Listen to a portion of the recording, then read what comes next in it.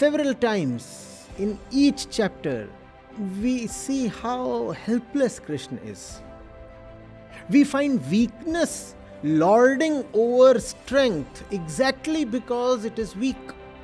Srimad Bhagavad Gita is an epic struggle, and Krishna is the struggler. It all tugs at your heartstrings. It's actually a song, as much of melancholy as of wisdom. And that's the reason I love the Gita.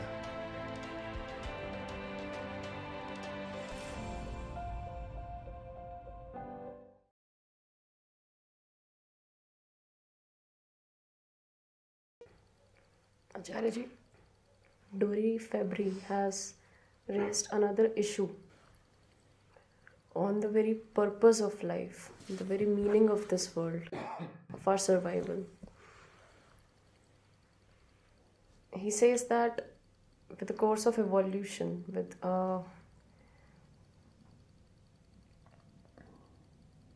is there no destination that this life is going towards? Don't billions of years of evolution and it bringing with it species that can consistently self-reflect an achievement of Prakriti. Don't billions of years of evolution count for this mysterious achievement which we call self-reflection that enabled us to be aware of being aware. Every advantage though comes with a huge risk, but as Prakriti, which is an expression of the truth, have no purpose. No, Prakriti certainly has a purpose. Just as you, who is an embodiment of Prakriti, who is a sample of Prakriti, who is one of the objects, elements of Prakriti, has a purpose. Similarly, Prakriti has a purpose. In fact, Prakriti is very, very purposeful.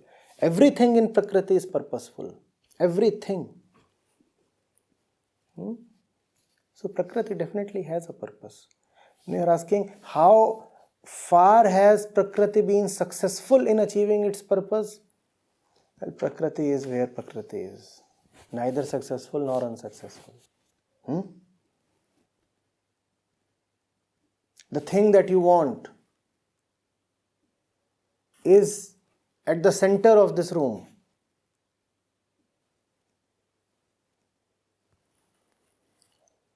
$5 billion years ago, you were crawling on the periphery.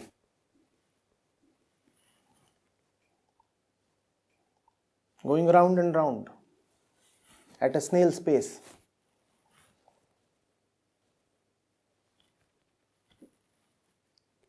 5 million years ago, you started walking around the room. Your pace had remarkably increased. The thing that you wanted, however, still remains at the center of the room, and you are navigating the periphery.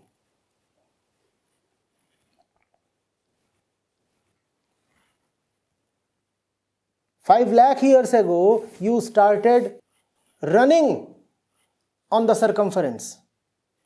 Another achievement. Prakriti is going on, achieving something.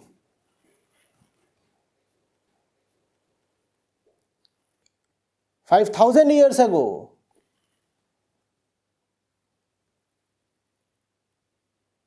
you were traversing the periphery on a horse, a very swift horse. Your pace has multiplied so much.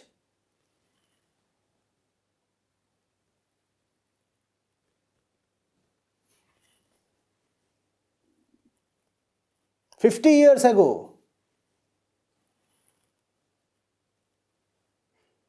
you were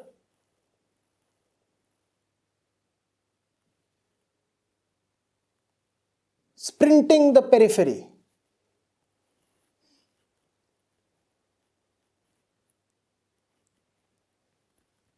On a fast car. Imagine your speed. The horse has faded away. And today, You are circumnavigating the center.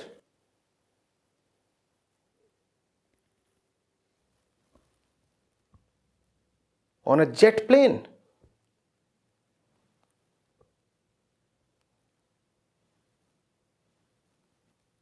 Unbelievable increase in speed. Great achievement. However, you still continue to be on the periphery when the thing that you want is at the center. That's what Prakriti has been doing.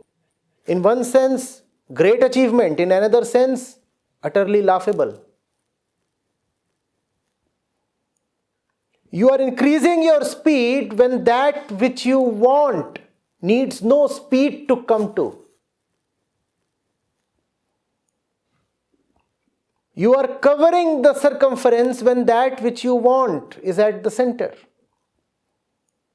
You are reducing the time that it takes to complete one loop, whereas that which you want is in timelessness. You are improving on your pet variables, whereas that which you want is outside the scope of your variables. You are improving, but only within your own domain. Your domain is time, so you are increasing speed. Your domain is space, so you are covering space far more brilliantly than you ever did. But none of your achievements have brought you any closer to that which you want. You stay as far away as you ever were. Who is closer to the destination? The crawling insect of 5 billion years ago? Or this super fast jet? Who is closer? None of them are closer. Both remain equally distant. Now you decide whether there is achievement or not. Acharya, isn't that the movement of the Prakriti itself is creating that periphery? Yes, of course. Obviously. So speed in this case doesn't actually... No.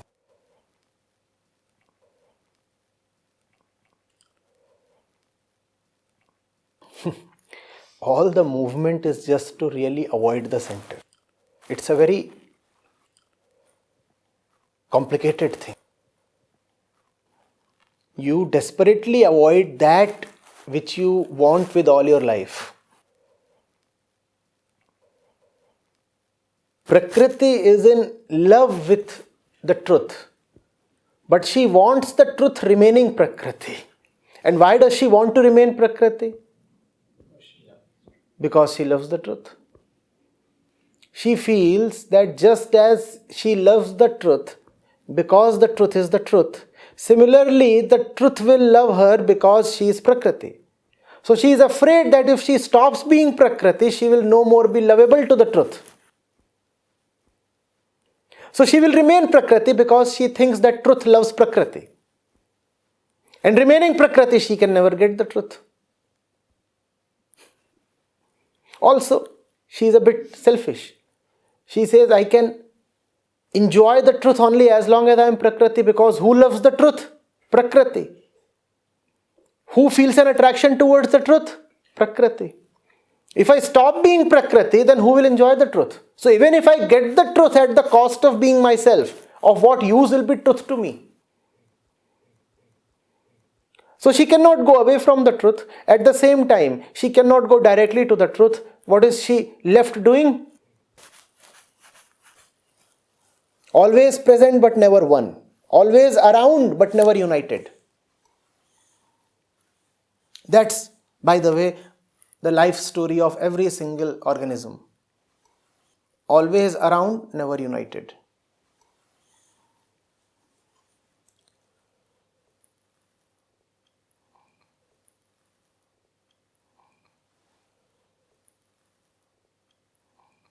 पानी में mean प्यासी.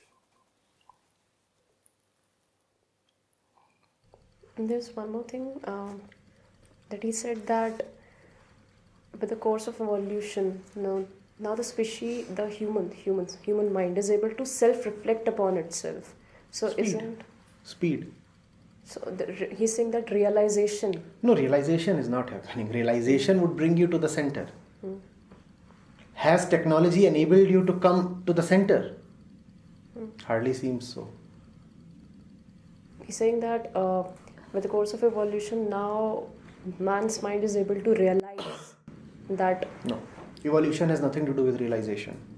Evolution has absolutely nothing to do with realization, though that is the hope of evolution. The hope of evolution is that with evolution will come realization. That does not happen. Evolution only gives you more control over the inessential. Man is today a master of his surroundings. But of what use is mastery over the surroundings when it is the center that you want? What are you mastering? The surroundings. And what do you really want? The center. So of what use is all this? Evolution is giving you more mastery over the surroundings. And that is not realization or anything.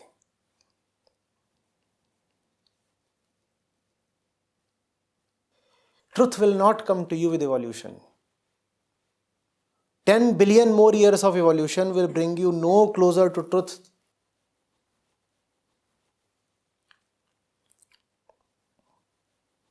It is just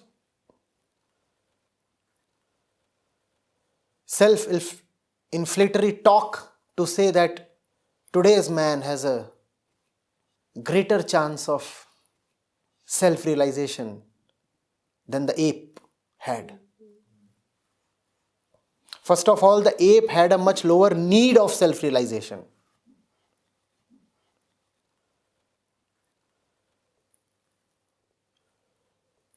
But isn't it, Acharyaji, that the man today can be aware of that or can realize, but that single cellular organism, it couldn't. So What is there to be realized? You only have to realize the folly of your ways, right? Realization is about stopping at the center. 5 billion years ago, how important was it for that single-celled organism to stop? It was not important for it at all because it was barely moving.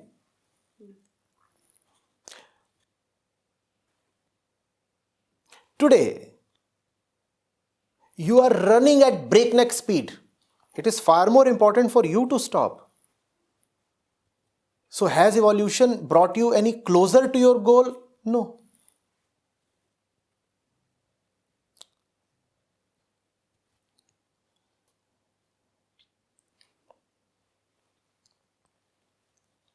So I was saying See, it's like this.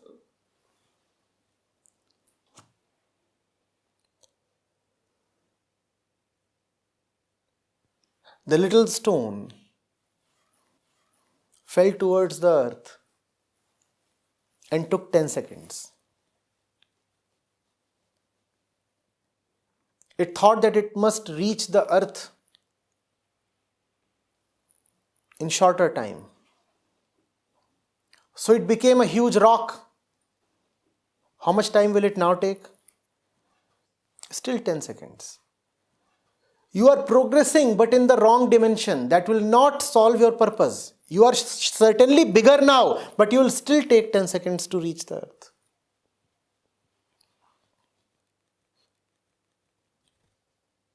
You are multiplying the numerator and the denominator by the same value and they are getting cancelled out. Even as you increase your speed, you are also increasing your need to stop. Otherwise, why is spirituality needed at all? Why is realization needed at all? Realization is needed only for the one who is speeding away, right? Realization is another name for stopping. Realization is needed only for the one who is speeding away. So So realization, the word itself is relevant according to the need of the realization. Today you may have greater access to spiritual literature, but equally your need to stop is greater. And why is the need to stop greater? Because your speed, which is your burden, is much faster.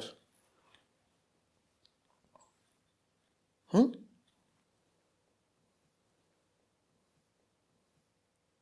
motorbike can have an engine that produces just 40 bhp. And the weight of the bike is 200 kgs. And you say, no, it is not fast enough. I want a bigger engine. So you get a bigger engine, 100 bhp. But to hold the engine, you require a bigger chassis. So the bike turns into a car. And the car is 1500 kilograms. The engine has moved from 40 to 100 bhp. And the weight of the vehicle has moved from 200 kilograms to 1500 kilograms. Now tell me, has anything changed? If anything, the matters have become worse. While the opportunities to know, to self-reflect are higher today, the obstacles against realization are much higher than they ever were.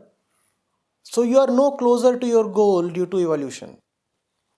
You know, in terms of the circle example, you could say the insect 5 billion years ago was weaving a small circle, and with the jet today you are weaving a great circle. But the time period of both the revolutions is just the same. Not only have you not come any closer to the center, you have also not really improved in terms of your performance. Performance in Prakritic terms.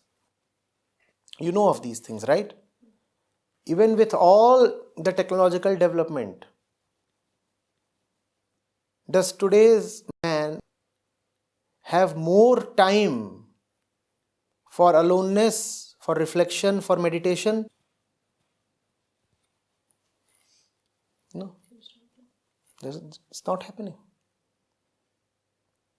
The aim of all technology and all economic development was to give you the luxury of free time. We know very well that our ancestors used to have far more free time than we have.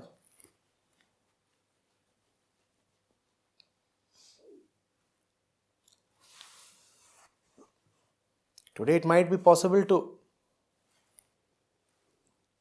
quickly reach the Himalayas, but at the same time you don't have the time to go to the Himalayas.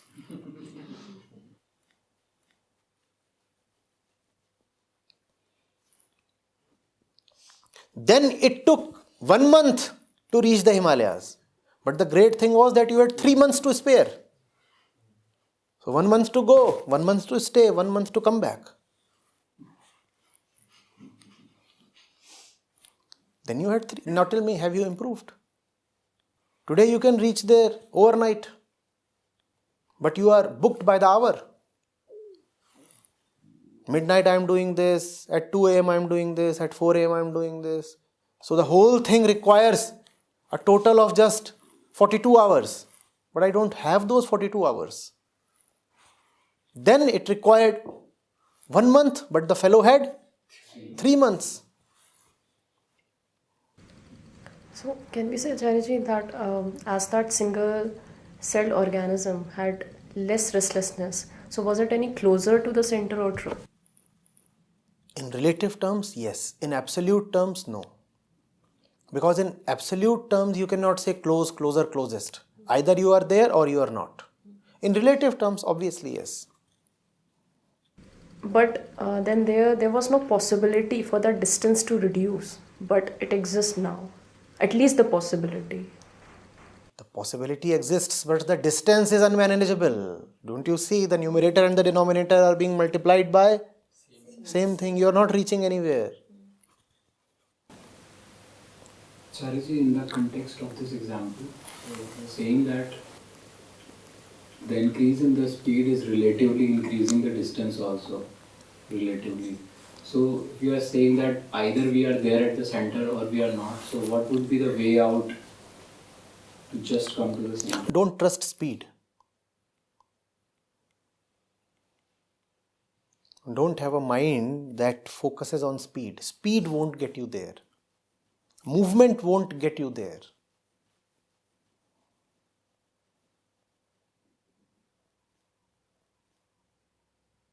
In affirmative term, what would, if not speed, then? This is a very speedy question. So even this has to be answered in the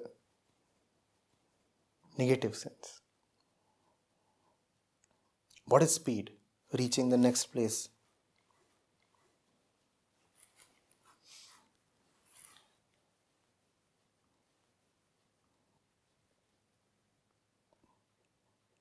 Of one thing you must be certain. Nothing that you can think of or plan of gets you there. To put it even more harshly, you won't ever reach there.